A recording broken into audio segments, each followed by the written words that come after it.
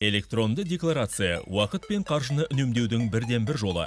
Жүйенің тағы бір тиімділігі сыбайлас жемқорлыққа жол бермейді. Себебі декларант кеден қызметкерлерімен жүзбе-жүз жолықпай-ақ тауарды рәсімдейді. Енді рет-ретімен баяндаса, тауарларға арналған декларациялар тіркелгеннен кейін өзіне тән тәуекел индикаторлары негізінде автоматты түрде тәуекелді бағалаудан өтеді. Анықталған тәуекелдерге және тәуекелдерді барынша азайту үшін жүйе оны 4 дәліздің біріне жібереді. Әуелі жасыл дәлізге тәуекел бейіндері іске қосылмаған тауарларға арналған декларациялар жіберіледі. Сондай-ақ оларға бақылау шараларын қолданбай жүйемен автоматты түрде шығарылады. Ал құжаттық бақылау үшін тауарларға арналған декларациялар сары дәлізге жіберіледі.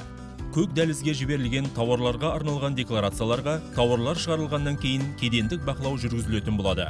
Қызыл дәлізге физикалық бақылау қажет ететін тауарларға арналған декларациялар жіберіледі. Мәселен, кедендік тексеру, кедендік қарау, кедендік сараптама тәрізді. Сонымен қатар, кедендік бақылау шараларын лауазымды тұлға емес, тәуекелдерді басқару жүйесі анықтайтындығын ескертеміз. Электронды декларацияның қандай ұтымды тұстары бар? Декларанттың интернетке қосылу мүмкіндігі болса, онда ол жұмысты кеңседен шықпай-ақ орындай алады. Тауарларға арналған декларацияларды бақылау үшін лауазымды тұлғалар арасында бөлу автоматты түрде жүзеге асырылады. Декларантқа кедендік бақылауды тағайындау туралы хабарлама жүйе арқылы автоматты түрде жіберіледі.